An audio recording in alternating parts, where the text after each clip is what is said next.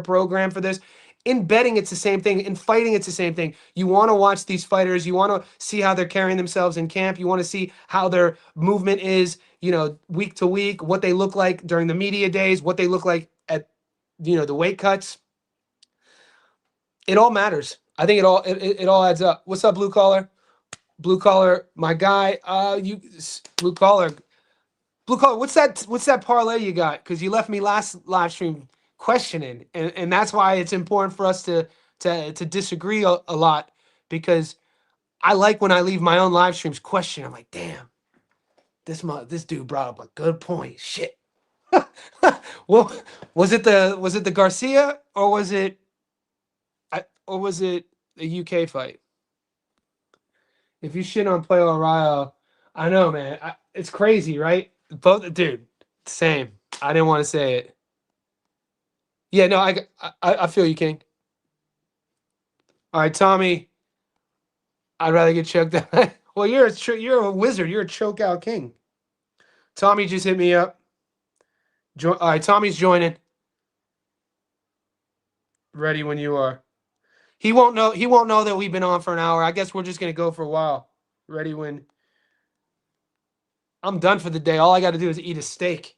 I got to eat a steak and then go on a walk with my girlfriend later, and that's fun. So. Ryo sucks to lose to anyone, and Puello will lose, get rocked by Ryan. He's a bum. What's up, LBJ? Troll baby, you're not worried about Hitchins getting caught, but I don't know, man. I'm not worried about Duarte's power, actually.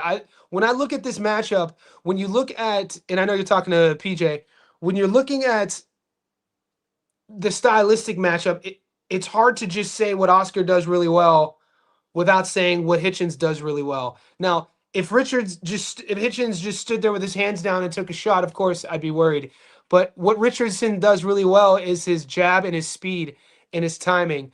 And when you have a guy like Duarte who enters the pocket, not really throwing a lot of jabs or not really wanting to throw a lot of jabs, he tells everybody he wants to do. He wants to be in your wheelhouse. He wants to melt you. He wants to weaponize his cardio. He wants to work the body. He wants to put your back up against the ropes, and he wants to beat you down over an extended period of time. Now, have fun catching Hitchins, because what I see in this fight is going to happen is Duarte is Oscar Duarte. He'll always be who he is, and I think he's going to be walking onto a lot of shots. I think he's going to be walking onto a lot of jabs. I think Hitchins will then, it was a body shot that took George out based off of his jab work and walking George on, and they're two different fighters, but I really like Hitchins in this fight.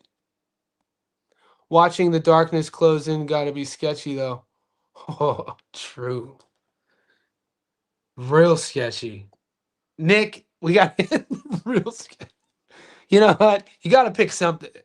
Yeah, I'm not trying to get knocked out or choked out. Someone else with your life in their hands either way. True. Yeah, we need to cherish our lives, men.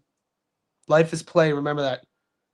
Right now, in this timeline, all the history they tell. What?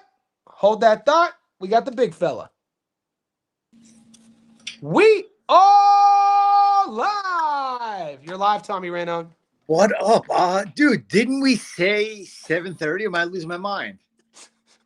All I did was send you the link, thinking that you would have clicked it. And look, bad communication on my end.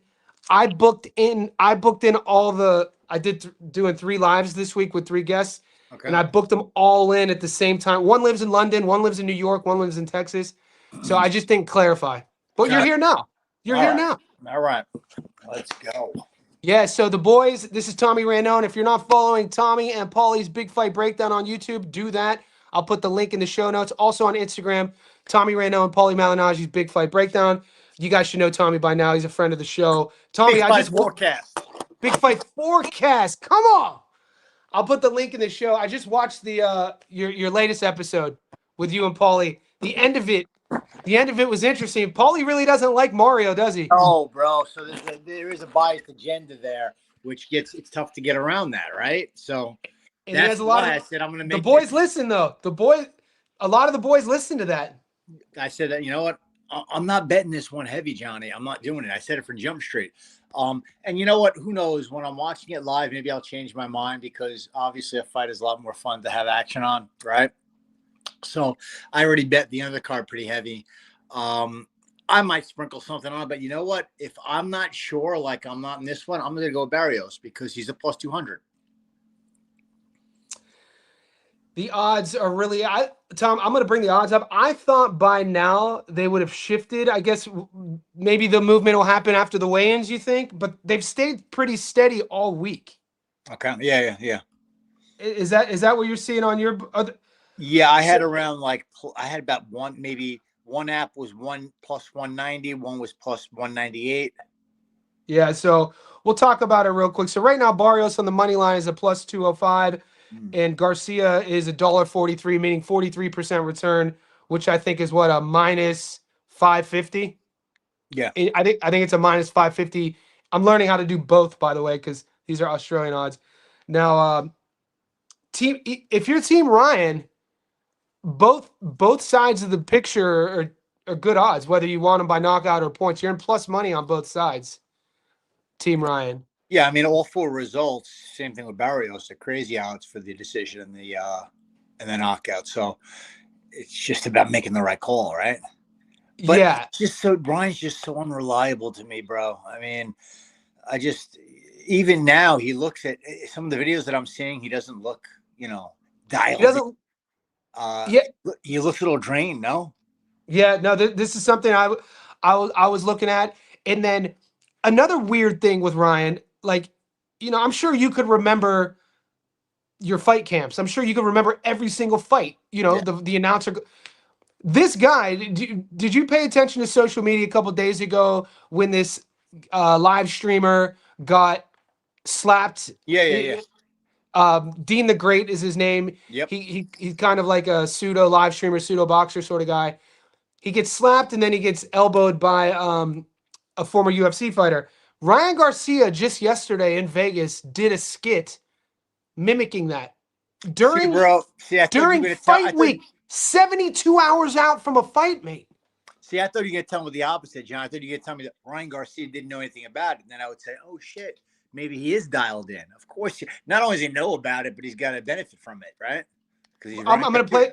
He filmed a skit with a film team. And so maybe talk to some of the boys here. If you guys didn't know, Tommy, former fighter at the world level. Like, what is going through a fighter's head during fight week, biggest fight of your life, for you to step away from that and film an Instagram skit? Talk about that real quick. No chance whatsoever, dude. No chance whatsoever. I'm training my ass off, making weight, and I am resting and relaxing, The last thing in the world I'm going to do is extracurricular activity like that, trying to get views. No way. And it was, so I'm going to pull it up. So we, even seeing him here this was today. If we're looking at his, like what he looks like, the eyes don't look right to me, and the eyes haven't looked good all week. The drain, he looks exhausted to me. Wow. Yeah. So I disregard what he's saying. He's talking about he's bringing a beast out. He's saying all the right things, but look at the eyes, man. What do they say, Chico? The eyes never lie, Chico. Yeah. Damn, bringing the beast out. He should bring out the jab that he hasn't brought out in about 5 years. You want him to bring out the jab? Yeah, listen, I remember saying years back that Ryan Garcia had a real good jab, but he does not use it. And he's still you're talking about a fighter that's going backwards, not forward. Like, he just doesn't evolve as a fighter. And that's something I spoke about. What I saw too is how does a fighter evolve? How does a fighter evolve? You're in the gym, you're sparring, you're going to other gyms, you're listening to your coach, you're not fucking around on social media or acting like an idiot all the time. That's drilling. A distraction, dude. That's nothing but a distraction. You're adding skills. You're working on your flaws. Yeah. It's. I mean, think about a talking point for, like, if your team Barrios against Ryan would be like at 27 years old, the amount of coaches he's just gone through. Started with his pops in the amateurs, left his pops, and then from there went to Goosen. Who'd he go? He had Canelo's coach, and then and then Derek James, and that tells me this is a guy and I don't know this, I'm not in his camp, who probably doesn't like being the B side in sparring. Why would what does Robert Garcia always talk about at RGBA? He goes, if you're Virgil, if you're Bam, we're putting sparring partners in there, and we tell them if you're not trying to knock out Virgil, you're not sparring him. Like that, how much does sparring matter at this level? Matters a ton. Look at the sparring that Manny Pacquiao used to do, right? And that was Freddie Virch had a bounty on his head. If you knock Manny Pacquiao down, you get $10,000 or whatever it was. I don't remember what the exact figure was. And he's sparring. Manny Pacquiao was sparring guys like Pravanikov and Amir Khan on a regular basis, just in his camps, amongst all the other guys that he sparred at Wild Card. Yeah, sparring is huge. And so somebody says, Darwin says, Johnny, I think you're underestimating the percentage chance Ryan. Darwin, I'm not underestimating the percentage chance Ryan catches Barrios. It could definitely happen. What I'm saying, though, is the price as well, when we talk about value, Ryan at $1.43 versus Mario at plus 205. Mario is he's only had a handful of fights since 2021. I'm leaning on the fact that I don't feel comfortable betting a dime on Ryan Garcia. That's Can true. he land his and I feel the version we've seen his best. I think the version against Raleigh is who he is. I'm not buying into this game that he has he has the ability to show up and not show up. No, when you show up, that's your potential. When you don't show up, something's gone wrong. I don't expect him to show up again. I expect him to be.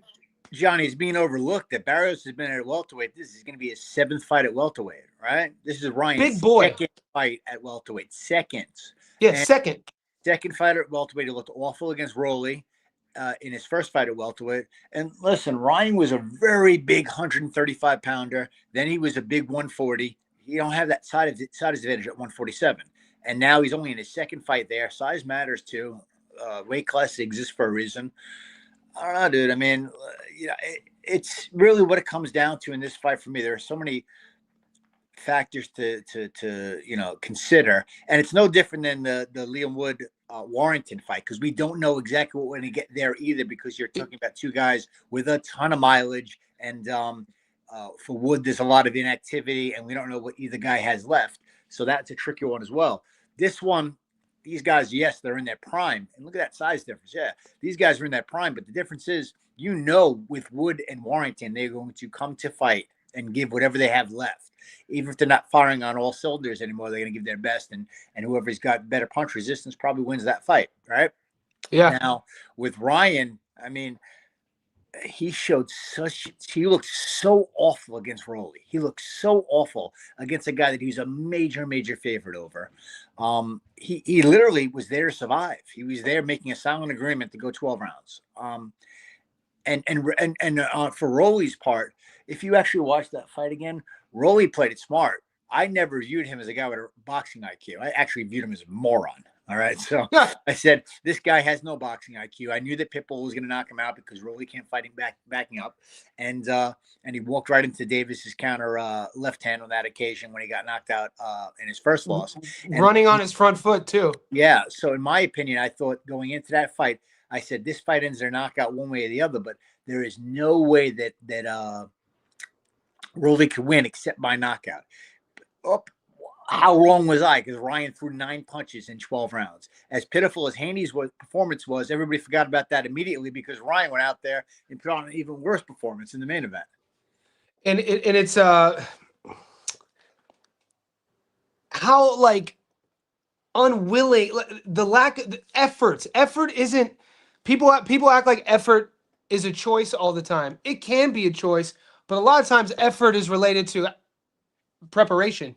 Yeah. You know what I mean? Like the preparation as well. When you got a guy like Mario Barrios, none of the talking heads will talk about this. I like that he stayed with Bob Santos. I like that he brought in Joe Goosen. I like that he spars. I like that he brings in sparring, as all fighters do. What era of boxing can you ever say that a guy is preparing for a world title fight and he's training in his living room?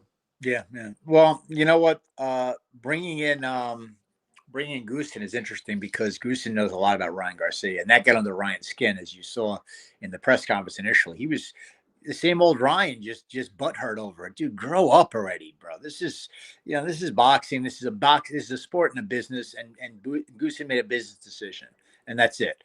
But Ryan is Ryan, dude. That's why I just don't feel. How old is he at this point? He's got to be 29 or 30 now. 27. He's Oh, 27. he's still only 27. But it's wild in this day and age, in a 4-belt era, where you have the machine behind you in Golden Weight Promotions. You're a huge ticket seller. You're a draw, and you couldn't even pick up a belt yet. Is wild to me. He's been a pro for 10 years. He went pro at 17. Been a pro for 10 years. Never been a world champion. I think Ryan peaked at like 2021 in terms of what are his strengths? Hand speed. What creates power? Speed creates power.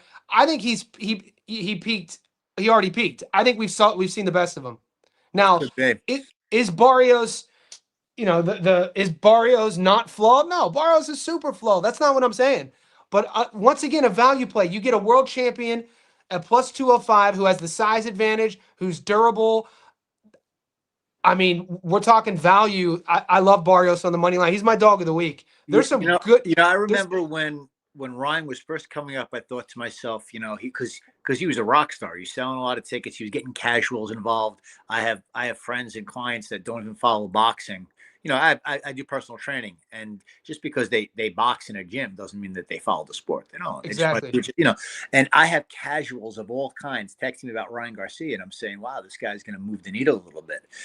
He could be the next Canelo Alvarez. He could be a rock star in boxing, and he's got the right promoter with him because who promoted Canelo Alvarez? Oscar De La Hoya promoted Canelo Alvarez. So I was expecting that kind of career, and then once I saw that he was in the gym working with Alvarez, and that he really idolized Canelo Alvarez, I'm saying, wow, you know what? This is kind of like a perfect marriage here. And I thought that I saw an improved fighter that was getting better. He would do the high guard and kind of bait you in, and then boom, he nails you with the hook. He started using the jab a little bit, and I saw Ryan improving as a fighter, and then that stopped, and he hasn't done a thing to improve as a fighter in the last 3 years. So I think that, you're onto something. I think that window is all but closed at this point. You can't just turn this on and off like a light switch. Yeah, it's not you don't play boxing. You have to be married at the highest level. If this is what he wants to be, and this is what people thought. Also, to mention the pressure, you tell me this kid who's publicly known to have experienced a lot of mental issues, psychological issues, doubts, pressure. I mean, it got to him against Raleigh. And I'm supposed to feel comfortable put my money on this guy? Come on. Hell nah. Hell, I will go down with the Barrios' wooden ship with holes in it. The mast is ripped. You know what I'm saying? Some of the boys have already gotten, like, they're passing away on the boat. You're trying to get back home, but I'll still go on that boat than the Ryan Garcia boat. I want to ask you about this fight, though. This is a good read here. What's your read on Hitchins versus Duarte? Duarte might be overconfident here, bro. I mean, I'd rather see Duarte have the blinders on and say nothing. I mean, I think he might be a little arrogant, overconfident here. I think Hitchins is a fighter that's ever improving. He had his breakout performance against Kambosos in a fight where I did not see him scoring a knockout. I thought he was going to win a decision for sure in that one, and he busted him up. He slowed him down, tenderized the meat, and ate his dinner with the body shot. So I think he's an ever improving fighter. And you got with Duarte. Duarte is a face first, come forward fighter, but it's all about real estate in this one for me, because Hitchins has the best jab, possibly the best jab in boxing, right? He wants to be in the middle of the ring. He wants to be circling. He wants to stay off the ropes and out of the corners. Duarte wants him in the corners and on the ropes. That's where he does his best work. That's where he did his best work in his last fight against Sims, in a very close fight. I had picked Sims to win. I also picked the fight to go the distance. So I won one of the two. But that was a very close fight where Duarte won a majority. But that majority decision only happened because Sims blew so many rounds where he just laid on the ropes and allowed Duarte to get off these body shots and these big combinations.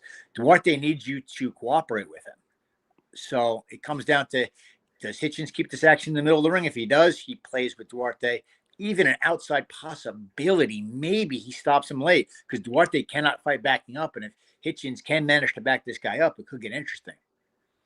Yeah, it's a fun fight. I think one of the first things you said was you feel that Duarte may be underestimating Hitchins.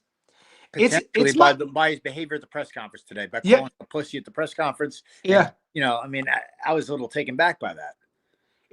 That's kind of my exact sentiment with overall boxing fans about Hitchins. I feel that a lot of people aren't really kind of aware on how good he is. on what he does and how big he is as well. Size, Duarte likes being a bully. Duarte, I don't think Duarte is going to be bigger than Hitchins come fight night. Do you think?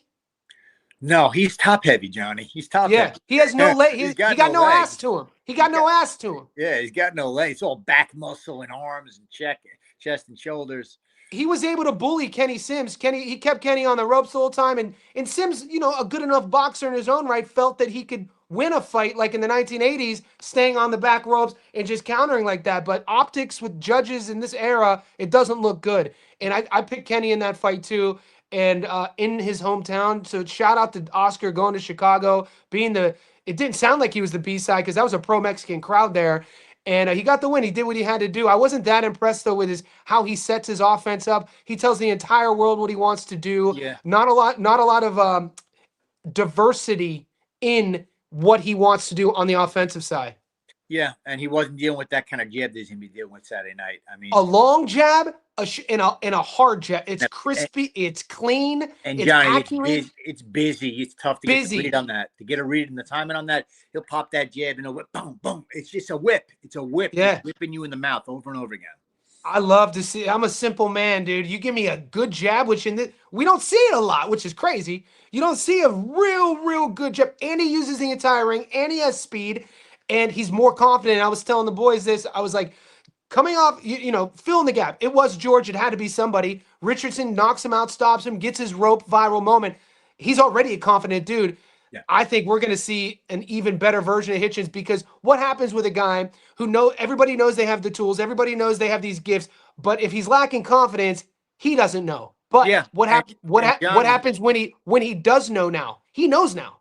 And you know what? He's already been in with this type of fighter before, and he survived that storm, and now he's gotten better as a fighter because Lamos gave him a very hard time. And that was everyone talks about the Lemos fight, but that was 2 years ago. I feel that version of Hitchins doesn't exist. No, he's a physically stronger fighter now. He's physically stronger. He's got more of a boxing IQ. He's really true to that jab. He knows who he is in the ring. And this is something where a lot of the, if we're betting on fighters, guys, I'm talking to the chat, is that you have to really pay attention to where your fighter is, the trajectory of his career. Has he plateaued? Is he a journeyman? Is he a champion just holding on to a belt? Or is he a guy who hasn't even hit his prime yet? So you can expect little levels to be added. I think that's Hitchins. I think that's what we're looking at. And here's another thing to consider, John, to take into account at least. And it's not foolproof, but I mean, listen, I know people that have sparred Hitchins trains in New Jersey. I know people that have sparred him. I will tell you that I'm sure, especially in his prime, Hitchins is getting the better of majority of the work in the gym, probably in the vicinity of like 90-10. Okay. Duarte is going through some hard ass work in the going off. That's the alarm that was waking. Whatchamacallit? Where Duarte's getting it taken out of him in the gym a little bit at this point. He's got wear and tear miles on him, yeah. But now at this stage of the game where every fight counts and he's getting so close to a world title fight, I'm sure he's been going through gym wars for the last couple of years. It's interesting. So these are the odds, boys, and the money line. If $1.26, the odds are a bit disrespectful. I feel Duarte's $3.40. So if we're value play on Oscar, I understand the pushback in the chat. A lot of people, and Oscar has a fan base, dude, and I love a guy who could rebuild themselves. He gets stopped against Ryan, and I don't know if a lot of people who are with him now were with him after the knockout loss. Probably not. You know how the sport is; it's freaking brutal. But he built himself back up, put himself in a position, went to Chicago, beat Kenny Sims, and put himself in this position to fight for a world title. So it shows you how determined Oscar Duarte is. But I think that determination might be his undoing against the timing and speed of Hitchins. Yeah, and you know what? I had said it on my show today. The interesting thing with this card is that all three of these fights, I mean, we got some good B-sides, all right? These are real live B-sides. Great point.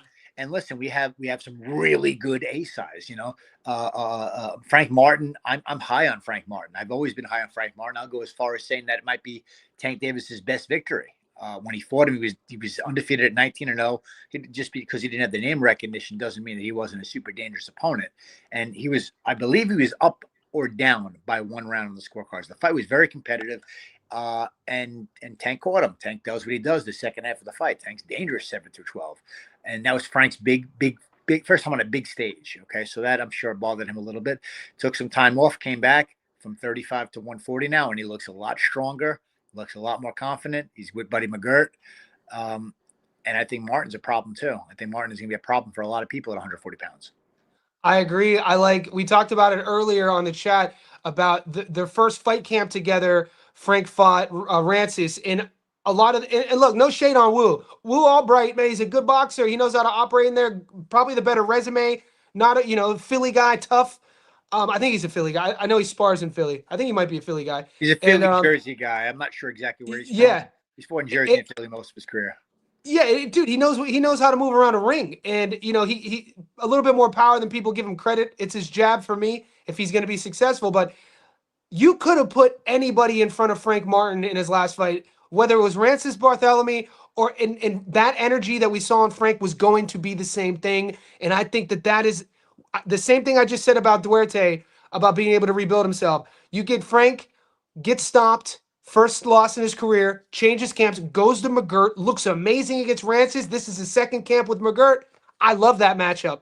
And his second fight in a new weight class as well. New weight class, not killing himself to make 35. 5 pounds might not seem like a lot, but when you're trying to cut out that last 12 ounces, 5 pounds is a lot. Yeah, absolutely. And you know what? He looked good with Buddy. And usually you don't see that. There was a level there. There was a noticeable optic difference in his game.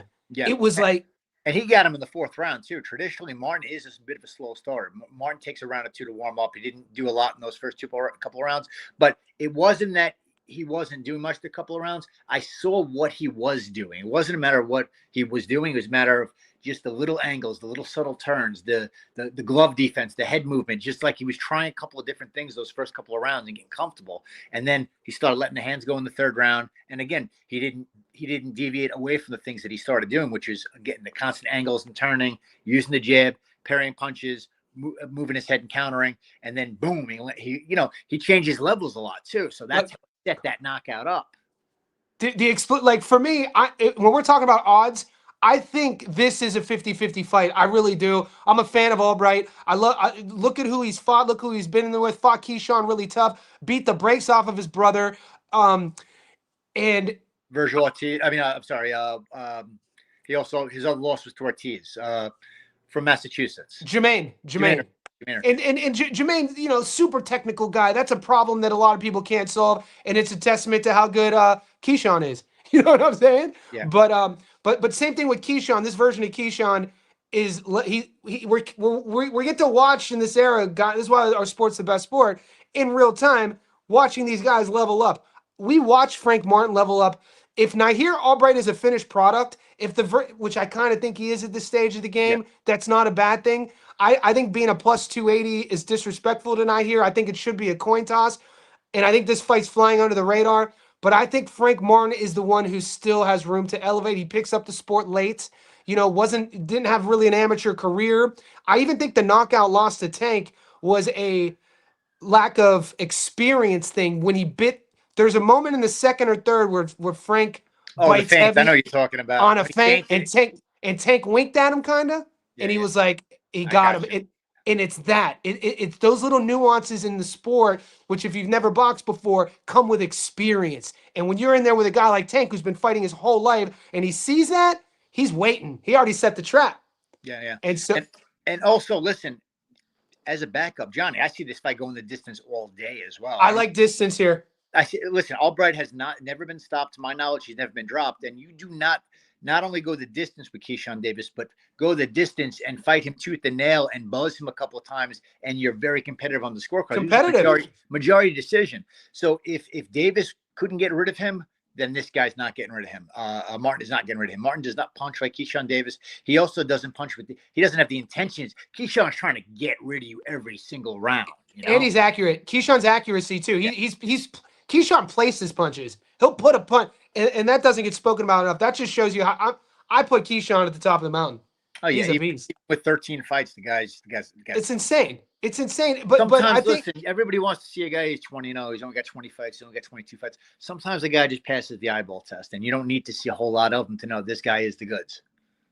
So do you think the move? Do you think for the boys out there who might still be torn, the move is the fight to go the distance? I think that's the safest play, but that's also a good backup play. So I got Martin on the money line, which I've been using for the last few weeks, and Uh-huh. now the last 24 hours, I started putting in parlays for the distance, and I'm going to put in Martin for the decision as well, of course. But I'm gonna, Frank on Frank on points looks good for me. yeah. I think it's what I got like minus 120 over here in New York. Yeah, very similar. It's at 72% return. Yeah, So I uh, think that's a more reliable bet option than, let's say, Hitchins against Duarte, where I can see a path to a late stoppage in that fight. I could see him maybe breaking this guy down and maybe getting him to the body, or backing him up and making him uncomfortable and potentially scoring a stop over the second half of the fight. One thing, they're both 12-round fights, though. One thing to keep in mind with this particular card, the Martin fight is a 10-round fight. That's what I was going to say. Keep that in mind. 10 rounds and 12 rounds is a big difference. Once you get to the fifth round, you're halfway home. So the Martin fight is a 10-rounder. I think that elevates the opportunity for this fight to go the distance as well. okay, so that's real. No, you have 6 less minutes. 30 minutes versus 36 minutes is a big thing, especially with guys in this division where you see I don't have the stats in front of me, but it's going to be highly competitive until somebody starts to wilt, if somebody does wilt. I think it's going to be a chess match, Johnny. I think the first 3-4 rounds are going to fly by. One of those, they make a couple of swing rounds, 2 rounds this way, 2 rounds that way, and it's going to be a good competitive fight. The thing with Albright that I've seen, or at least I feel like I've seen, is he tends to lose his form a little bit as the fight progresses.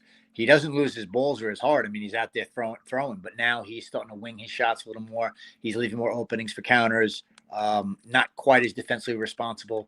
I don't think he keeps his form over the course of a 10-round fight. Is that a conditioning preparation thing, or when you see fighters and that happens to, like what is that? Because you could attest to that. I was never a pro. When you see guys, because some guys can keep it together, some guys don't. Is that a mental issue? Is it a preparation issue? What is that? In my opinion, it's a mental thing. I think that it's just a focus. It's just a focus. You come out there with a certain game plan to implement certain things early, be tight on defense, jab, slip right after, worry about a counter coming back. And then as the fight progresses, you start to forget about those things. You start to, and now all of a sudden you're starting to get countered. And now all of a sudden you're starting to get hit with shots that you didn't get hit the first 3-4 rounds. Here, this is the one, boys. For me, let's go. This is and I know you and I behind the scenes, you and I have been kind of back and forth, kind of debating paths to victory for each guy. And like, oh shit, I could see this going. I could see this going. Dude, this fight right here, I can't believe it's not a main event. This is insane. Yeah, I love this fight. Yeah, man. Talk to us about it. And I was just getting familiar with Hiraoka this week. I watched some footage of him, but and we'll get to what the real separation is. His tape looks phenomenal. When you tape Hiraoka, it's fun tape. It's fun tape to watch. He's not your traditional Japanese fighter at all. Nope. At all. Not what I was expecting. He's not just going to stand there in the middle of the ring and take shots like Jin Sasaki. No. He's going to work. He's going to work at range. He's long. He could crack. I love his lead hook. There's a lot to like about Andy Hiraoka. Yeah, there's a lot to like. Very, very, very slick. He's a southpaw. He's got a hell of a jab. I think we'll agree on that much. As far as who has the better jab in this fight, it's definitely Hiraoka. Obviously Poli's big on the jab. That's what won him 2 world titles. And he had brought up, that Russell has a pretty good jab. And I had to stop. Hey, listen, bro, he's got a good jab when he uses it, but that's when he uses it, number one. And number two, it's still a probing jab, a pouring jab. He's not stepping into it. He's not putting his shoulder into it. This guy's got a jab. So as far as who's got the better stick in there, and you're talking about 2 southpaws as well, keep this in mind, Johnny. When 2 southpaws fight each other, anytime I fought a southpaw, I would destroy them with the jab. And I never had a good jab because of the angle. Your feet are basically on top of each other when you're fighting with the southpaw. The angle is close. It's a lot easier to land the jab and the right hook. The straight left hand gets a little trickier. So it is going to be a battle of jabs early. So I'm expecting Hiraoka to win early rounds. The thing about where, like, what Andy does really well, I mean, he's versatile. He fights at range really well. He's long. I think it's going to come down to the inside game for me. 100%. I don't think he enjoys that, and that's where Gary wants to be. He's a dog inside with his body punching, and I love this fight, man. So what do you think about this fight? That's the exact separate. That's the exact different. There's 2 things. Hiraoka, he's never been 12 rounds. That's number one. All right. He has never been 12 rounds, where Russell's been 12 rounds like 4 times. Russell's been in with the better competition. He's been in with 4 former world champions. All right. And he beat 3 of them. And with Piolo, he lost a very close decision. All right. So Hiraoka has not been with any world champions. He's been in with Sasaki, who, hey, listen, the guy's a good fun fighter, but you can't miss the guy. You absolutely cannot miss the guy. He fights today, by the way. Oh, yeah. I know he had a fight coming up. And then Barrosa was never actually a world champion. He was an interim champion. And Barrosa was 116 years old. Yeah. He's 137 years old. So they're in the chat, we got a really educated chat. Shout out to the boys and the insiders here. We have to mention that Hiraoka visa issues, his plane was delayed. They thought the fight might get canceled. So he had to deal with it. He just arrived in Vegas, I think, within the last 36 hours. So we got to talk about acclimation. Did you fought down in South America or Central America before? Did you ever fight down there? Like have to get on a plane and leave the country? Yeah, South America, and I got down there like 10 days early. Yeah, so talk about that, like the importance of, will Andy Hiraoka only having 3 or 4 days to acclimate, will that affect him come fight night? It depends. You know what, Johnny? It could. From Japan. Well, listen, you're talking about a 15-hour flight, first of all, but also this is his first time on a really big stage. All right, this is his first time on a big stage. He's fighting in Vegas. He's fighting on a big card, and now he's fighting for a world title. This is obviously what he's always dreamed of. Let's not forget that he's on a layoff, Johnny. He hasn't fought since 2024. I believe like November of. Not that Russell's been super athletic, super active, because no PBC fighter is, but at least Russell has activity each year. As I mentioned earlier, Hiraoka's also never been 12-round distance. He's going to have to be the 12-round distance now, where he got to fight perfect, because you're not going to be coming forward this fight. Russell is. You're not coming forward this fight. Russell's going to be backing you up. That's for certain. So now you got to do it off the back foot with explosive puncher, where you don't want to get touched or anything. So the anxiety is going to be there. The nerves is going to be there. These things deplete your gas tank too, especially fighting for your first world title. So I factor in those things. I factor in that 15-hour flight and the customs holdup or whatever exactly held him up with coming to America only 3 days before the fight. And I factor in he's never been 12 rounds, and now he's going to be asked to do it with a very, very big puncher. And the competition, as I mentioned, that Russell has been in with a much better competition. But then I think the major factor here is one guy can fight at all 3 ranges. The other guy cannot. Okay? Yes. Russell can make this a dogfight. If he's getting outboxed and he's getting touched with the jab and he's at the end of those straight left hands, he can say, fuck it, I'm getting inside on this guy, and I'm going to start ripping him to the body. I'm going to make him uncomfortable. And he's going to find a path to success there, because you can just tell from the body language of his previous fights, Hiraoka does not want to be there. That's not where he wants to be. He's uncomfortable there. Yeah, Hiraoka has tendencies to, I think you mentioned this on your show with Paulie. Lifts his head too. Yeah, with his chin. Yeah. Kind of with his chin, and as the southpaw, getting his head over his lead knee, which, day one stuff, your boxing coach says, always keep that torso behind, the knee, not getting caught out on front. And even that, like when he caught Barroso coming in with that backhand, I mean, hands are down, chins in the air. Yeah. I think that was a 9th round stoppage. So there are people playing Andy here, and I think it's going to be really fun while it lasts. The odds for Russell are split almost 50-50 method of victory. Stoppage plus 185, points plus 134. I smashed the stoppage already, by the way, boys. Yeah, I feel like if Russell is to win this fight, if he was to lose this fight, I think Russell's chin is reliable enough. I think he's got a good gas tank. I think that if he was to lose this fight, that on points, it would be on points. He would get outboxed. And now, then you're talking about, is this guy going to get a decision in Vegas? Because those odds are like plus 650 for him to get a decision, right? Something crazy, like plus 575, plus 650.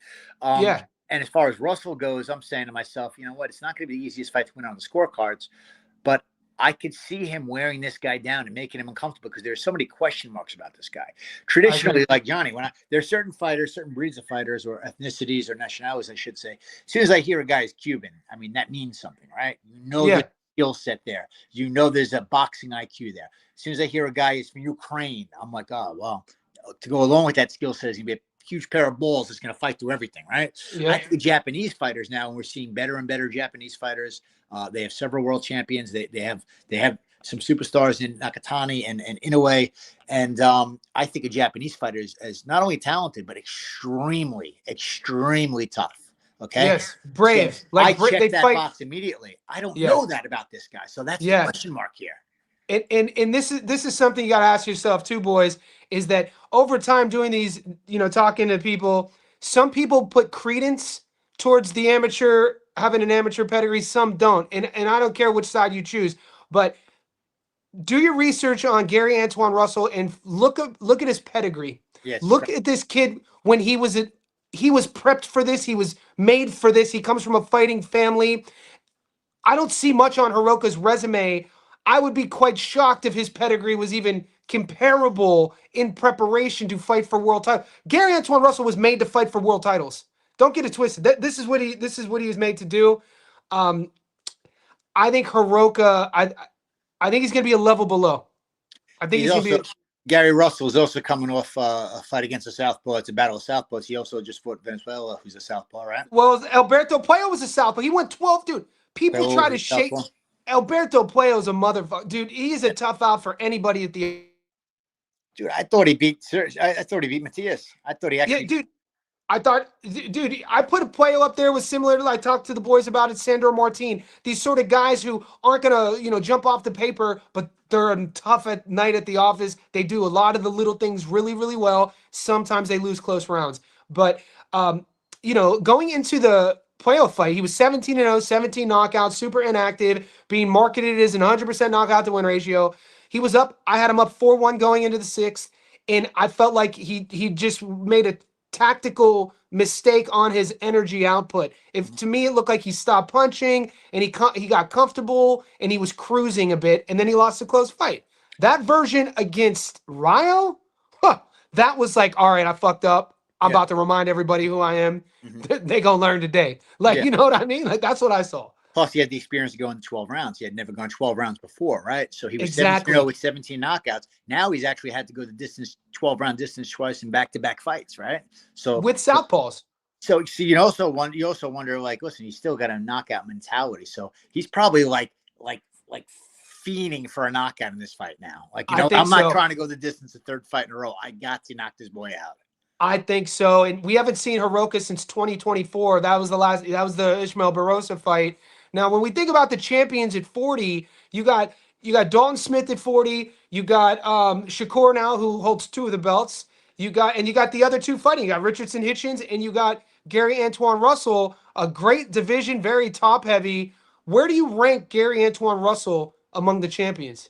Well, he's definitely not at the top as far as that's Shakur with a bullet. All right. And I would have said that before Shakur even won a title at 140 pounds. I would have said that while he was still so good. 35. Dude, it sounds cliche to even say he's so good because everybody's starting to believe now. Yeah, now they're on the bandwagon. I know. Now it's like Johnny, when they were first coming up 10 years ago, people would ask me, who's going to be a better fighter, Haney or Stevenson? And I said, dude, it's not even close. I said, Stevenson is the future of boxing. He's the best thing I've seen since Floyd Mayweather, and he won't lose for 10 to 12 years. And when it does happen, it'll happen at welterweight. Interesting. You think we'll see him at 47? Eventually. Yeah, eventually. But also right now, I like the fact that he's not going to stay at 140. He's going to go back to 135 because is he going to do that? That's what he says he's going to do. He said this was a one and done at 140, and he's going to go back to 35. And if you look at all the sharks in the water at 35, he probably beats most of them, or all of them, I should say. But there's a lot of money to be made there too. Here's something for you. Shakur's not even 30 years old. Belts at 26, belts at 30, belts at 35. Just won a belt at 40. Why not go up to 47, which isn't super great with champions, and try to be a 5-division world champion? How would Shakur fare against like Raleigh? Well, the thing is this, Johnny. Can he sell tickets with Raleigh? Teofimo helped him sell tickets, plus a very good undercard at Madison Square Garden. They had a big supporting cast on the undercard. Okay, so I think Raleigh sells, man. You don't think Raleigh sells? Does Raleigh sell enough to generate the count? He doesn't generate like Teofimo. Yeah, no. Yeah, so, probably. So yeah, they could fill up a room that maybe they could fill the theater at Madison Square Garden that holds a little under 6,000, or they could fill up a small casino in Vegas that might hold 8 or 9,000. But they're not doing no 20,000 seat room. They're not going to do pay-per-view numbers either. Tiafimo was a big part of that, and as was that undercard. So at 147 right now, you don't have any. It's wide open. I get that, but that's from the boxing aspect, sure. From the business aspect, who's a big fight for him at 147 besides Rolly that has a name? Where's the marquee value in a pay-per-view sell? So Ryan Garcia, if he beats Mario. I guess. All right, I can see that. And I can see Shakur doing that. I can see Shakur. And now we're talking about a guy who's what's Shakur, 28 years old, maybe 5-division world champion. That would be the fight, I think. That would go crazy. Hopefully it doesn't happen because I got Mario beating Ryan, but you got the kid from Ireland who's fighting Liam Paro, who beat Paddy Donovan. Crocker. So you got Crocker, you got Rolly, you got Mario Barrios, and who are we missing? But none of these are big. None of these are big. Yeah, none of them are big names. Haney. Yeah, okay. Shakur versus Dev. Haney is the fight. Haney's the fight, bro. It's already. So Mario's. Who would you take at 47, Shakur or Haney? That's a real laugh, Johnny. Come on. Shakur, right? 12-0. Yeah. Have you heard? I'm on Team Shakur. Have you heard all the shit talk? Dude, Bill Haney's been talking so much shit on doing the rounds on YouTube about Debo Haney. Yeah, the Debo Haney. You gotta actually knock people out to be Debo. Come on. Listen, I'm just so tired of Bill Haney. I'm tired of all these fathers. Tyson Fury's father acting like an absolute jerk off. Ass. And he's just an ass. Yeah. Oh my God. I hope Carl Froch strangles him like in public and just puts him down like a dog. I'm just tired of these father trainers that need to grab all the spotlight and they never accomplish anything in their own right in boxing, in a ring at least, as far as fighters go. But yeah, the only fight for him would be the Haney fight. And you know what? Listen, Haney proved me wrong. I picked Norman over him. I backed that up with the fight going the distance because Haney's not knocking anybody out. But he surprised me. He put him on the canvas in the second round, domesticated him early, made a concussed him early, had him gun shy. And Haney faded a little bit late, but it really didn't matter. He was up so wide on the scorecards because he banked so many rounds. But listen, Haney is legit. I underestimated his mental capacity. I thought he was broken. Honestly, I thought he was mentally broken. And how could I not think that after the Ryan performance, how bad he looked in his follow-up fight after a year on the shelf? He just ran around the ring and didn't throw any punches. And I'm saying to myself, this guy does not want to engage.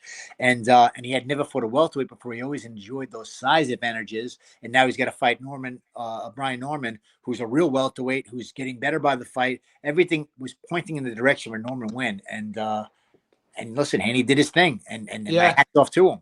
But Haney, from a skill set perspective, listen, Haney's not fighting. Shakur is a whole nother level different than, or 2 levels even different than Brian Norman. So we got. I mean, I'm not too excited with all the great matchmaking in this card we've been speaking about. Then you got the Clarissa Shields card. Well, that's the Clarissa Shields. I was going to say the Clarissa Shields fight is probably going to be the most action-packed and exciting fight of the weekend. Probably will deliver multiple knockdowns and be an explosive knockout at the end. So that's personally what I'm most excited about. Guys, if you don't know, or if you don't know what sarcasm was, for the record, Tommy was being sarcastic. I'll tell you what I'll be doing, Johnny. When Clarissa Shields is fighting, this is what I'm going to be doing. Let me get this right. Because I was going to say paint dry, but what I'll be doing, I'm just going to sit here, and while she's fighting, I'm just going to stare at the sand, just, and that's more exciting than watching Clarissa Shields fight. Really.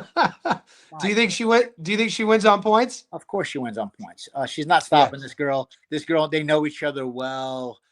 They fought a minimum of 3 times in the amateurs. At least that's what BoxRec has. It's probably more than that because BoxRec, the amateur records are very incomplete. They also fought in their pro debut, right? They know each other well. Listen, if Savannah Marshall couldn't put a dent in this girl, and Savannah Marshall can punch, Clarissa Shields punches are not putting a dent in her. This has decision written all over. Listen, as much as I don't like Clarissa Shields as a person, because I think she's beyond annoying. I think she's just. I can't stand. It's personal. It's personal between you and her. Yeah, but I can separate the art from the artist. That's one thing I'm capable of doing. I'll give her credit for being. I will give her credit for being a very, very good boxer. She just can't punch. I'll make fun of her for not being able to punch because listen, if she could accept the fact that she couldn't punch, I could deal with it. But she tells everybody what a puncher she is, and now she'll knock out Max knocks out men in the gym. You ain't knocking nobody out. You ain't knocking nobody out. That What do being you think? said, Did you hear that she called into the radio show yeah. pretending to be a fan? Oh, I listened to it, Johnny. Listen, I'm a self-proclaimed Clarissa Shields hater. Okay, I got no problem admitting it. I am not. I'm the opposite of a fan, bro. Like I just don't like the girl. I just she called up as a fan, and you know what? The sad part is I don't know how it got, but there was no disguising the voice or anything. How this host didn't know this was Clarissa Shields, it was obvious can be. She also slipped up in her translation a couple of times where she kept referring to Clarissa Shields in the third party, and then she said, well, I don't know how she get called out by the host. Like, hey, is this Clarissa Shields calling right now, by the way? Then Pretending that it's not? Yeah. And, I haven't heard anybody really even call her out on that and any follow-up on that. I thought that was going to be like a big thing. But anyway, we're talking about boxing here, not her character, or lack thereof. But she's a good boxer. She got such a speed advantage here, fast hands. But Tommy, Cruz Dezern looked horrible in her last fight, man. She looked so bad in her last fight. The announcers were talking about how she makes the walkout kit, the fight kits for everybody. It was really, really hard to watch. Why? What are you thinking? Are you thinking there's a possibility for Shields stoppage here? No. I actually got Clarissa on a parlay on points at terrible odds. But minus 550. I got them. Yeah, but horrible odds because everybody knows she can't punch. But what we're gonna do, because we're going on an hour and 45 minutes. This live stream, we're floating between 75 and 100 people. Like the video, Tommy, before you jumped on, I told them if they were going to stay till the end, we were going to do a money line. I call it a long parlay, a money line long parlay together. I'll do it like speed version. We could see these. We're not throwing $1 on this goddamn parlay, so maybe like $6 and above, right? I do it every week. Johnny, what about on the Clarissa Shields? Not on the Clarissa Shields card, on the warranted wood card. What about Sandy Ryan? What are your thoughts? Yeah, we're gonna. I got Sandy Ryan on points. So what I did, full transparency, I gave this to the Patreon boys and I gave it to the JSB insiders in the Discord. I took Sandy Ryan on points at $1.42 and Clarissa on points at like $1.38, and then Bilal Fawaz and Ishmael Davis to go the distance. Fingers crossed, plus money. All right, so let me understand your Australian odds. When you say at $1.38, is that a 38% return on your dollar? Yeah. Okay. Shit. Okay. Horrible. Okay. Yeah. Okay. Especially for which these are half unit bets, by the way, boys. I'm not putting a full unit on goddamn Sandy Ryan on points parlayed with Clarissa on points to not even make 1-1. But people on the show, they like to know method of victories. But Molly McCann on the money line, she's gonna win. This is the UK card with it's all the shitty odds, but we're gonna go from the UK card all the way to Clarissa and just pick winners, and it's probably gonna be a lot of A sides. Okay. So do you agree, Molly? Yes. Yep. Yeah. Okay. TMA Ayton, I have TMA Ayton on a method of victory that I haven't shared yet, but $1.02. Why even throw? We're not even throwing that on the parlay. I'm Sandy not familiar with her, Johnny, off the top of my head at least. TMA. No. She's a 19-year-old girl from the UK. She looks the part. She's being heavily promoted by Matchroom. Okay. This will be her fourth fight, probably in a calendar year, maybe third fight. And she's going up against. I'll show you the odds real quick. I like TMA. They're projecting her or putting her out there as the next one up. Mm-hmm. So knockout her points 157 or 244. Look, this is a below domestic level fight. I'm not encouraging the boys to bet on this. But don't be shocked if I give you guys a method of victory on that later. I think TMA is going to knock her out. So I like TMA to win by knockout. But that's not this parlay. Sandy Ryan on the money line, you good?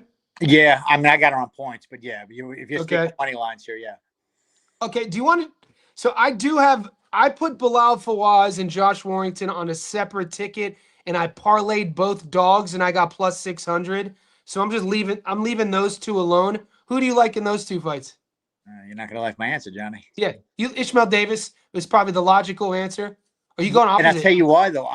Listen, I don't know if I didn't think Fawaz won the rematch with Boston. I don't think he won that second. You don't think so? I thought the rematch was much farther away than the first fight. Maybe it was because I did bet on it, and I bet a decent amount on that, and I had him at plus odds. So maybe I was. Oh shit! Sometimes money can affect. You know what? I didn't like his body language. I didn't like his mouth being wide open from the fourth round on, and I keep those things I take those into consideration when he's going into this fight because he's never been 12 rounds, and now he's in there with a guy that's going to be putting heat on him. He's not in there with a little boy. He's in there with a guy that's going to put a lot of pressure on him. That loads up. That he has been in with world class opposition. World champions. Was very dude. He almost beat Josh Kelly. Kelly. And he beat Troy Williamson, and Troy just beat Callum Simpson. And he's coming off a win over an 18 in one fight. I'm going blank on the guy's name. In his last fight where he won a split decision. Was it a Garco? Yeah. No, it was I'm going blank. I covered this on my show. Okay. But either way, I just feel like Fawaz, I think it's just too big of a gap to close. I mean, it's one thing to do it against a fellow prospect, which is essentially what he did in the upset of his last fight. Yeah. It's another thing to do it against an actual contender that is a big, strong guy that has finally gotten over the hump because he's always the B-side. He keeps getting beaten these B-sides fights. And then last time he was the B-side again, and this time he got over that hump. Yeah. So I'm leaving those two off of this money line parlay anyway. Could we please get Josh Edwards in a fight where he's not a 40-1 favorite? He's one of my favorite prospects in the American heavyweight division. Great amateur, great Olympic career, but like, what 40-1, dude? Come on, man. Yeah, some of these fights you can't even touch. Amari Jones, I might as well throw it on it. He should win. How about Melikuziev? Yeah, I got him at a minus 1,000 over here. So you got to bet 1,000 to get back 100. But terrible odds. Yeah, I think he wins. The guy he's in there's no slouch, but at 34 years old, he gets stopped every time he steps up. And he keeps getting stopped by southpaws. By the way, he got knocked out by Morel in 2 rounds. He got knocked out by another Cuban in 2 rounds, whose name escapes me right now. So he seems to have trouble with southpaws. Now he's got to fight another one. Yeah, I took Bektemir actually, who's not the biggest puncher, but he could punch a bit. I took him as a prop by stoppage actually on a separate ticket, plus money. I think I got him at plus 140. You know what? Let's roll we're taking Frank Martin or Albright. We're just doing money line. Just money line. We're just money line, and I'm going with Frank Martin. GAR or Hiraoka? I got to go with Russell with the new information of these flights and everything and getting here so late. Yeah, I got to go to Russell. Hitchins, Duarte. Hitchins. Okay.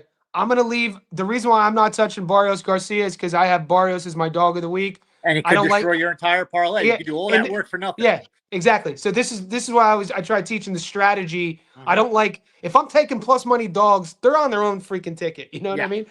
Because we've all been burned. We've been burned before taking a dog. And or if you use a dog, you know what? Use them with only maybe like 1 or 2 reliable legs. A Clarissa Shield, for example, or something like that.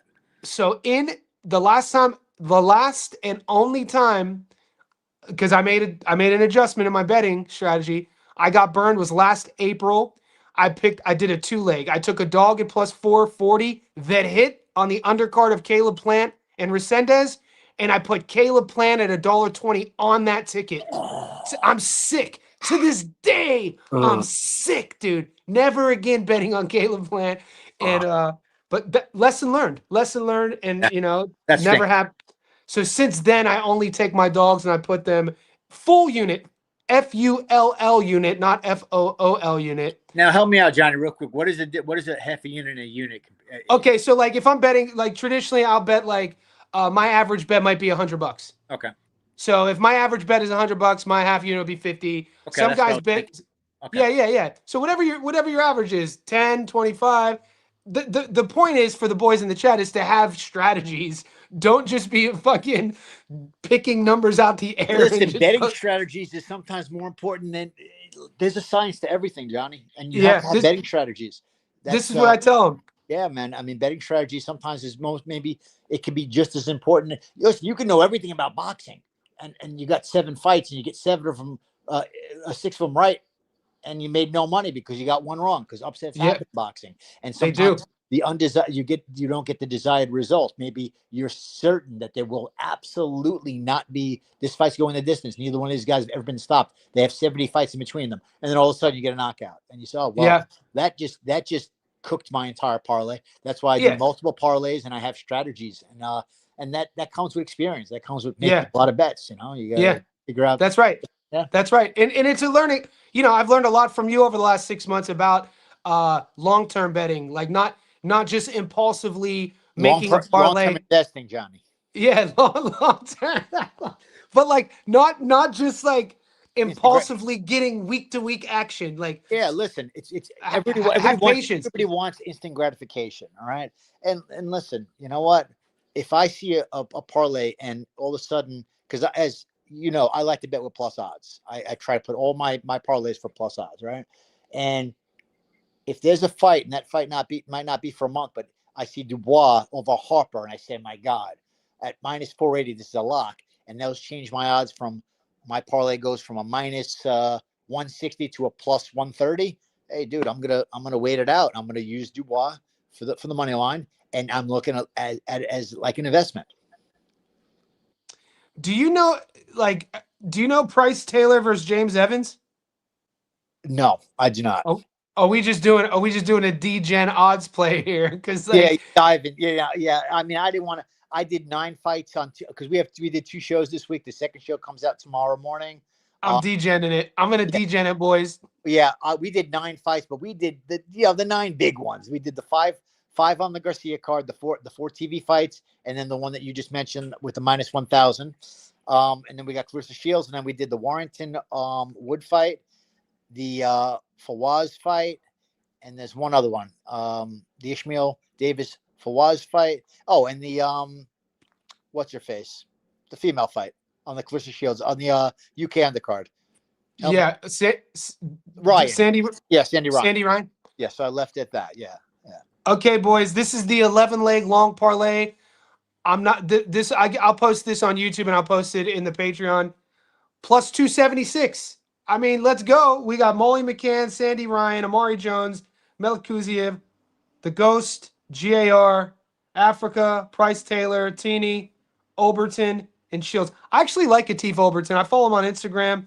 He's trained by Yankello, Paulie Spatafora's coach. Yeah, coach. very, very, very knowledgeable guy. Yeah, this is a good talking point. I've been back and forth with Tom Yankello on Instagram for like 5-6 years on one point. He doesn't believe in strength and conditioning. He's old school. His theory on that is that guys who do strength and conditioning, it hurts them more than it helps them. Hey, listen, it depends. They're no different than when we were younger. We didn't have it. But besides that, if you remember, Johnny, up until like Evander Holyfield in the early 90s, they said fighters should never touch weights.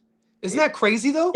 For since the day one of boxing up until Evander Holyfield was one of the first guys that was actually lifting weights in bodybuilding and doing strength and conditioning and doing this. And at the time, it was referred to, Johnny, in the early 90s, right after he beat Buster Douglas, as this new age, futuristic training at the time. That was yeah.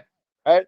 But it's like, so with sports science, the evolution of strength and conditioning, it's science based. And I'm not talking bodybuilding. To clarify, bodybuilding is isolated muscle groups. It's not functional strength. Functional strength training related to strength and conditioning is going to be the dynamics, either accessories, regressions, or progressions of squatting, deads, presses, some asymmetric lunges, in relation to what you weigh versus rep ranges in a category spreadsheet over a year, whether you're in your fight camp, your non-fight camp, et cetera, et cetera. It's what I do. I'm a strength coach. So I'm passionate about this. And hearing Tom talk about that, he'll make bold statements. And I get into arguments with Kelly too about this, Pavlik, because how can I argue with a former world champion who never did weights? And so he fought his whole career with Jack Lowe. Jack Lowe's an old school guy, and this is an old school thing in boxing, like you said. So many old school trainers are like, do your road work, do your skills, do your rope, hit the bag, and spar, and that's it. But when you look at the this is how I got to know Chris Algieri in the mid-20. I started interviewing Chris in 2015 because of his work with the ISSN and Dr. Jose Antonio down in South Florida, Dr. Corey Peacock at Nova Southeastern, in Florida, who's an Ohio boy. They're all strength scientists, and every MMA camp now, strength coach. Every pro sports team, strength coach. So when I hear Yankello say fighters who are actually it's being negative, I'm not talking about let's do bicep day. I'm talking about like a formulated program of what you weigh versus your like I weigh 80 kgs. My 1 rep max on my back squat is 197.5 kgs. I'll only do that twice a year, Okay, maybe three times a year. You Johnny. take the 1 rep max, then you create an equation for if my 1 rep max is 197 and I weigh 80 kgs, my 10 rep max should be X. I'll take my 10 rep max and over through the year, we'll do a pyramid 10 8 6 4 2. You decrease reps, but you increase force load, this sort of thing. And you could get a degree, PhDs in this stuff now. It's wild that so many people. I hear a guy like Yankello, who I respect, push back on it. It's crazy. I wonder what his thoughts are on the way that Lomachenko trains, because Lomachenko did a lot of drills just for hand-eye coordination. And guess what? It had to help him. It had to help him. Those drill, I see a lot of the Russians. So I was filming. They do the like Kostazu is famous for the coin flip stick thing. Yep. Like they'd flip it, and then that one. Yep.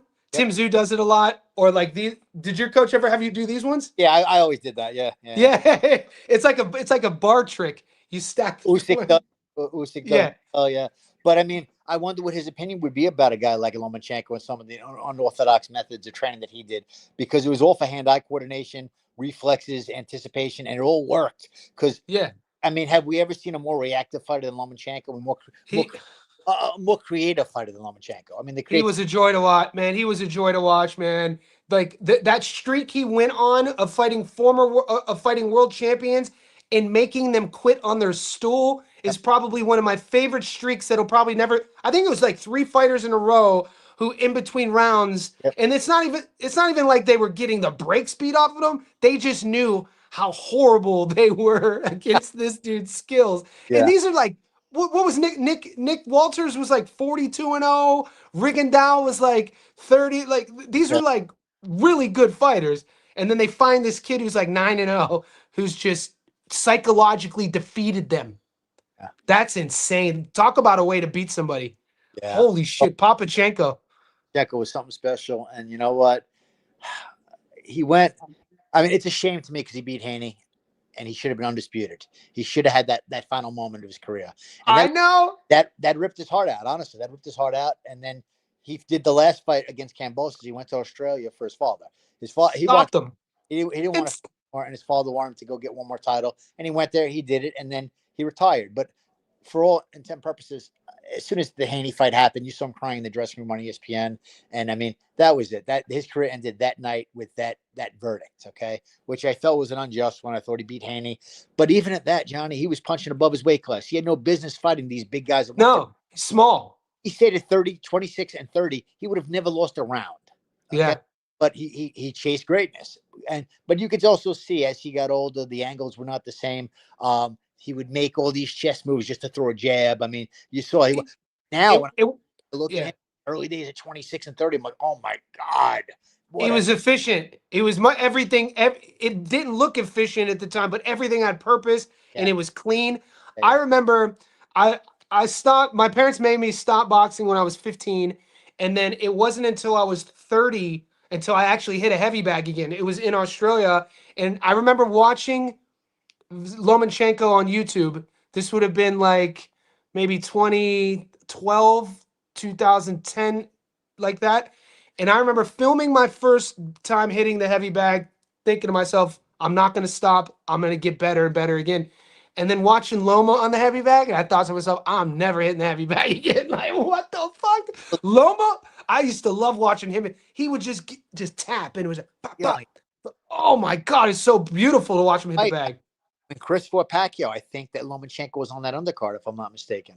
And that might have been the first time I saw Lomachenko fight. I'd have to look it up on BoxRec. But you saw him live before? No, I wasn't at that fight. That fight was but I watched it on pay-per-view. I believe that was the first time I saw Lomachenko fight. And I'm like, what is this style? What is this madness? Crazy. It's great, man. It's amazing to see how that came out. And it came out of nowhere. Now you see a lot of guys implementing that style. So, and essentially, he revolutionized boxing in many ways. I mean, for sure. but you have to be exceptionally athletic and gifted to do that from a talent. Conditioned. That mental fortitude. Lomachenko wasn't giving no free shots away. So you know what? He's trying to get rid of you the whole time. He wasn't the biggest puncher, but he broke you down.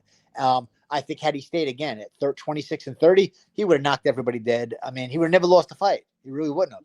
The Salido fight was one of the most miscarriage of justice I've ever seen in my life, as far as from the way in to the Texas Commission handling it, the referee, the low blows to the decision. I mean, that was just they said That was his first. Was that his first pro fight? that was his second pro fight For a world title against a rugged dog, by the way, who Insane. didn't make weight. It wasn't even close to making weight. It was way too big. Yeah. And Johnny, there's a video out there where I'm telling you, he got hit with like 85 low blows throughout the course of the fight. I mean, it got to the point where Salido would feint a body shot and Lomachenko would throw both gloves down, covering his balls and the face. It was calm because, I mean, how else are you going to react? You don't get hit low only so many times. That fight, he should have been disqualified 3 times over in that fight. I got to rewatch it. I remember was it Rocky Hernandez when he just put on this savant performance where he made, I think that was he made him look like he shouldn't even be in there. Like when I had never seen that. I've been watching boxing since I could walk. I'd never seen a guy make guys quit not because of a cut or something. They just done. That is insane to me. Yeah, I mean, I love Lomachenko, and it's just a shame that does he go to the Hall of Fame? I think he definitely belongs to the Hall of Fame. The resume, because he turned pro late, I believe what he finished 18-3 and 19-3. I think it was 19-3. Yeah, but 19-3 doesn't stand out to you, right? But 2 of those losses are BS, and the only person that legitimately beat him, in my opinion, was Teofimo Lopez, and Lopez did that in the first 6 rounds because Lomachenko went out there, he didn't throw a punch for the first 6 rounds, and then from then on he was on fire. And the official scorecards don't reflect it, but I felt like if Lomachenko wins that 12th round, the fight's a draw, a clean draw. That version of Teofimo Lopez was amazing. Yeah, but it was also had to do with the fact that Lomachenko wasn't fighting those first 6 rounds. I mean, I would love to see what the punch stat numbers were because he threw nothing in the first 6 rounds. Yeah, I think it was a terrible game plan, but unfortunately, we saw that game plan happen a couple of times with Lomachenko. I think it affected him at the higher weights because there were a couple of rounds that he gave away in the Haney fight where he just wasn't punching enough. And that was a problem for him at 26 and 130. Of course, Johnny, 35 years old is 35 years old and 36. And so many rounds before he even got to the pros. We all know that record, that crazy amateur record. Was it 399-1? Him sparring 3 guys at once. You ever see that video? No. There's a video on YouTube. He's sparring 3 amateur fighters at once, and he's hitting insane. Yeah. So he came with a lot of tread, and we knew it was going to be a little lightning bolt. You knew you weren't going to get him for a long time. This is how I kind of feel about Inoue. Like when you see fighters, when he fights, I tell everyone, watch him now because he's going to be gone soon. Yeah. And you get these little moments of, and it's what makes our sport the best sport in the world. With the Teo performance against Loma, though, Teo was 20, 21, like that version of him. It's kind of why I feel Ryan, the version we saw against Raleigh, is who he is now. I feel like Ryan, guys who rely on their speed, reflexes, athleticism, they peak a lot earlier, and then they fade out a lot later than a guy who would rely on their technique and maybe a bigger guy with power. I would take an older technical fighter any day of the week than an aging reflex fighter. Look what happened with Roy. Also, what do those 2 guys have in common, Johnny? A knockout loss to Tank. Are we talking Mario and Ryan? No. What do they have in Teo. common? Teofimo Lopez and Ryan Garcia have one major thing in common. They were doing this when they had the size advantage at 135. Okay, they were the bigger guys. Once they lost that size advantage, all of a sudden the knockout stopped. All of a sudden these incredible performances stopped. Which matters, like you said earlier in our live stream, weight classes matter for a reason. And to come full circle with this awesome chat, I think it shouldn't be overlooked how big Barrios got that hit. Barrios, they call him Azteca for a reason, man. Well, when you're watching, Paulie's just, he hates him. Why does Paulie hate him? Mario seems like what? Because Mario throws an off-balance jab. That's why I love Paulie, though. Because Mario seems like him on tonight. Because Paulie, he sucks. He's the worst. in history to Dude, go off.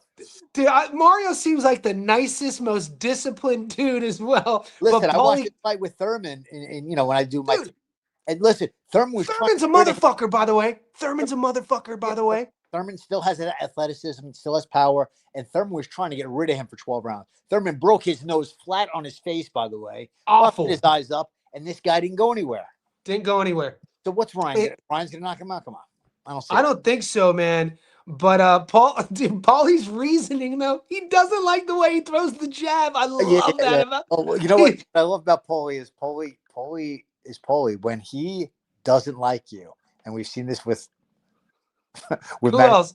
over the years. I mean, he's committed to it. Okay, I know. if it's Manny Pacquiao, if it's Canelo Alvarez, certainly if it's Conor McGregor. I mean, he is committed for life. I love it though. I love what. Speaking of which, man, what do you make of? Obviously to me, it's an old friend helping an old friend out, but Pacquiao and Ruslan Provodnikov having an exhibition. I don't like the timing of it, John. This isn't Pacquiao doesn't need to do this right now. I think it's silly. You just fought for a world title where you arguably got robbed. You should be in line for something big, another world title shot or another big fight. Why are you going to waste your time with it's a step backwards in my opinion. I think it's like, do you think so? They announced it's an exhibition, but they announced it's in Vegas. So we know that wasn't Provodnikov Manny's sparring partner for multiple camps? Yes, correct. Yes. So the way I kind of broke that down mentally was like Chris upset Provodnikov. That was Pacquiao's next fight. Chris. I told Chris in an interview like a decade ago. He was the wrecker. He wrecked all those plans. Yeah. That was dude. Ruslan Provodnikov, boy, if you don't know that dude, Siberian Rocky. Dude, Siberian Rocky, man. That's the first video I remember that I ever seen somebody wrestling a bear. These newer combat sports fans, they think it was Khabib Nurmagomedov. It was Provodnikov. I gotta see that video because I didn't see it. You got to shoot me that video. Early days of YouTube. I saw him fight live twice, man. I saw him fight at the Barclays Center. I was right there in the front row. You were at the Algieri fight. Yeah, of course. I was fucking hell. No, but when he's coming up, and then I saw him fight Bradley. No, in Verona, New York, at the casino in Verona, Molina. John Molina, and that was another war. Absolutely, dude. I would give anything to see that guy fight live. Yeah, that style, flat-footed, fucking. The video online after the fight with Molina, he was pissing blood, straight blood. They show him pissing a straight cup of blood. I'm like, oh my god, man. All balls. I'll bet you. I can never recall Provodnikov even being stunned. No defense, all balls. Did you think he beat Bradley? Yes. Of course. So, the referee blew that ridiculous knockdown where Bradley went down twice from the same punch and you call it a slip. Yeah, that was insane. Insane. I just should have got the nod against Bradley. He really should have. How about Chris? And no, what's that? How about the Algieri fight? Are you happy with that? Yeah, listen, I mean, I remember Paulie called that fight, right? And I was there, and as soon as the 12th round, because you get caught up in the optics, right? You see, I bet you see the eye. Yeah, I'm sitting there in the first round. Chris gets dropped. He gets up. As the punch was landing, Chris's eye was exploding, and just he got up. The eye was already half closed. And I'm like, oh shit, welcome to the big leagues. And then he gets people don't. And all of a sudden, the second round, the third round, Chris steadies the ship, and slowly but surely, I'm like, am I being biased? No, he was controlling range. He was controlling range. Too many beers in me because I'm pulling for Chris. I said, I don't know. I mean, I feel like Chris is banking rounds here. And remember, he was. Once the fight ended, I'm saying to myself, shit, you know what? I wasn't scoring it. I walked over to Paulie and I'm like, Paulie, this was before Paulie and Chris even knew each other. This was no shit. When Paulie was working for Showtime. Yeah. Okay. And what do you got, bro? He's like, I don't think I'd give him to him. Chris won that fight. I'm like, that's right, I thought. And when they announced him the split decision winner, bro, oh my God, it was fantastic. I think people forget about Chris, man. He didn't have a perfect record. He fought everybody. He fought Errol Spence Jr. Well, listen, unfortunately, Chris was with the wrong promoter in Joe DeGuardia. He didn't get to make any money with the world title. He immediately had to go fight Pacquiao had to go from 140 to 147 without defending his title, fight Pacquiao and get stripped of his own title, which he didn't get to defend. Damn. Yeah, so unfortunately, Chris had a lot of promotional issues, activity issues. I don't think he going out to the UK fighting a steroid Conor Benn was awful. Yeah. But Chris has always been one of my favorite guys. Yep.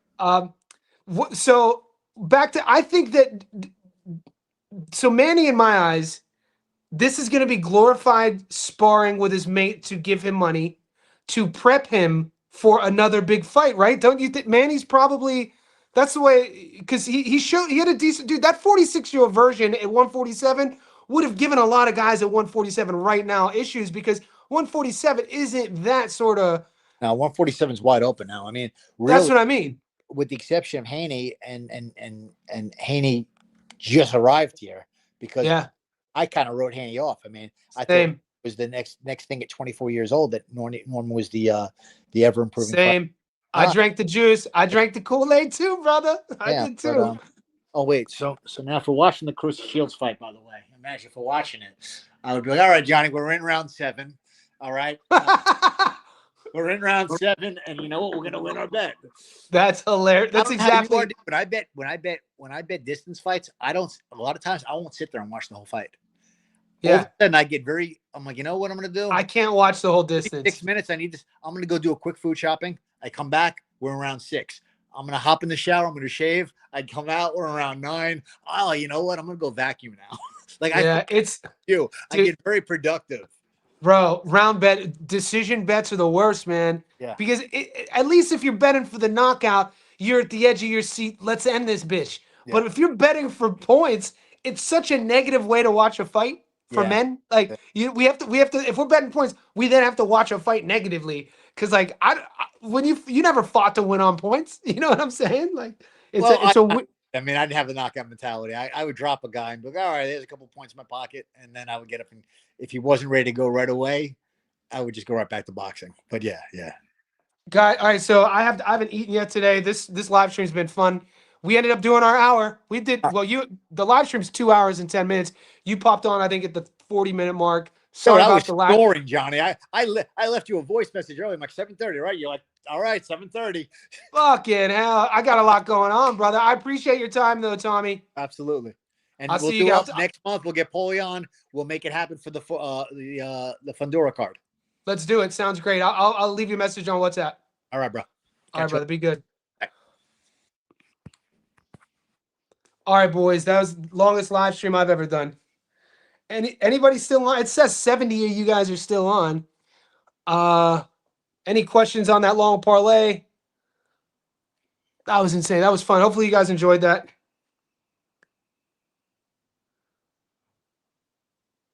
I'm gonna lock it up. I gotta eat something today. I haven't eaten anything today.